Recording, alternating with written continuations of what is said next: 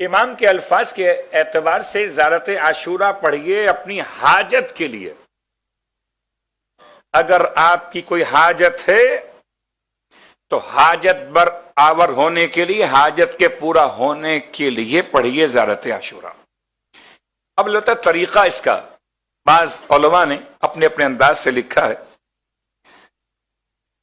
یہاں تک کہ بعض صاحبان عرفان نے اس کو یوں لکھا کہ قبر میں جانے کے بعد اگر کوئی انسان کی آرزو ہو، سب سے بڑی آرزو، تو کہتے سب سے بڑی آرزو یہ کہ زیارت عاشورہ دن میں کئی بار پڑھتا. ایک بار کیوں پڑھی؟ صرف دن میں کئی بار پڑھتا. کیوں؟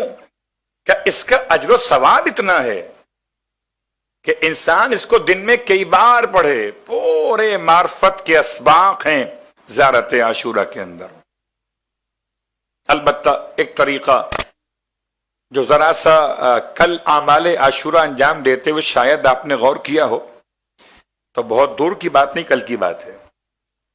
آپ میں سے اکثریت نے انشاءاللہ دعائے علقمہ پڑھی ہوگی.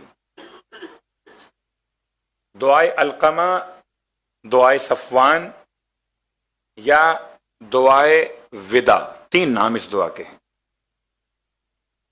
اور اگر اس دعا کو آپ نے تلاوت کیا ہو تو اندازہ آپ کو ہوگا کہ اس کے دعا کے آخر میں دو شخصیات سے رخصت طلب کی گئی ہے.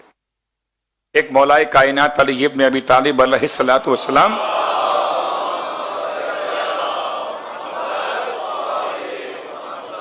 اور ایک سرکار سید الشہداء علیہ الصلوۃ والسلام. دو شخصیات. اللہم صلی علی محمد وعلی. اس کا مطلب ہے کہ دعائے علقمہ، دعائے صفوان، دعائے ودا، اس کا تعلق دو شخصیات سے ہے. اس لیے بعض علماء نے حوزہ علمیہ کے روش اختیار کی کہ زیارت عاشورہ سے پہلے زیارت امیر المومنین، زیارت عاشورہ سے پہلے زیارت امیر المومنین، کوئی بھی ایک زیارت مولا کی وہ پڑھ لیجئے. اس کے بعد زیارت عاشورہ، اس کے بعد دعائے علقمہ. اب رہا سے مسئلہ یہ کہ ایک نماز شروع میں پڑھ لیجئے، ایک نماز آخر میں پڑھ لیجئے. ان تین اعمال سے پہلے ایک نماز اور تین اعمال کے بعد ایک نماز، کل 5 اعمال ہو گئے. 2 نمازیں، 2 زیارتیں اور ایک دعا. لیکن سب سے بڑا مسئلہ، یہ تمہید اس لیے آپ کو زحمت دے رہا ہوں کہ یہ لفظ السلام تک مجھے آپ کو پہنچانا ہے. میرا عنوان زیارت عاشورہ نہیں ہے. البتہ امام علی نقی علیہ السلام کی روایت کے اعتبار سے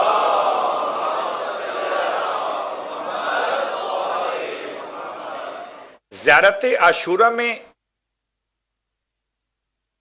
جو سلام 100 مرتبہ پڑھنے کا حکم دیا گیا، اس سے پہلے لعن 100 مرتبہ پڑھنے کا حکم دیا گیا.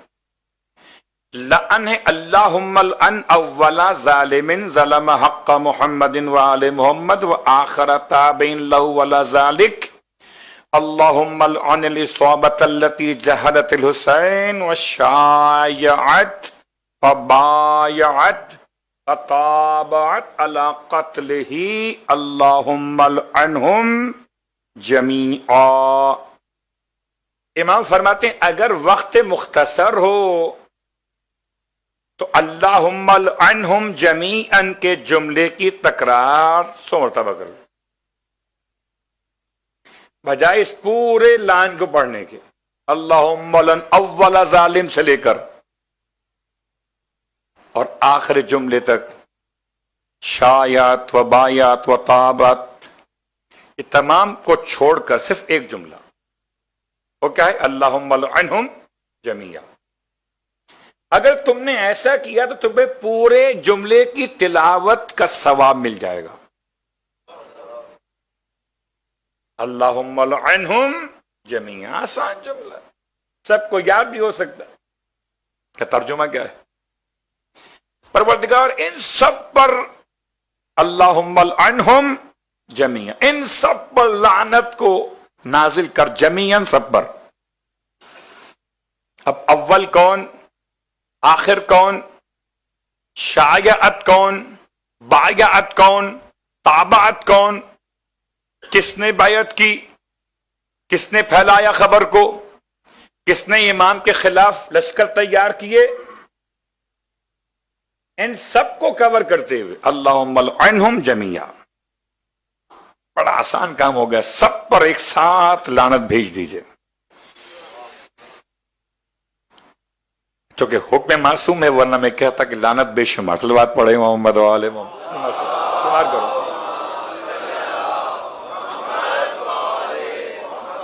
حکم معصوم ہے کہ لعنت شمار کرو، اللہم لعنہم جمیعا 100 مرتبہ۔ لیکن عجیب بات ہے، امام فرماتے ہیں جب سلام پڑھو،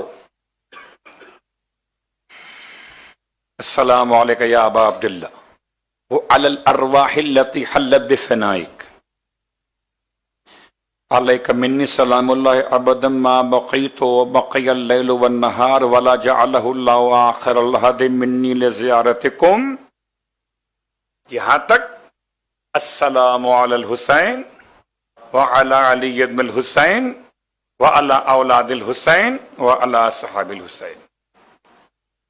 امام فرماتے ہیں یہ پورا جملہ مکمل پڑھتے، اگر وقت نہ ہو تو شروع کرو السلام علی الحسین سے اور پڑھو وعلی اصحاب الحسین تک 100 مرتبہ، تو تمہارے نامہ اعمال میں اس پورے سلام کا ثواب لکھا جائے گا۔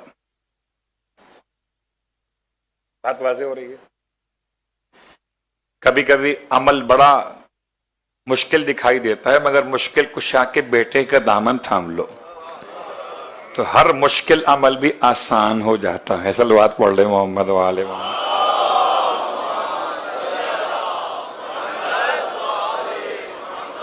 رحم اللہ من قرأ الفاتحہ۔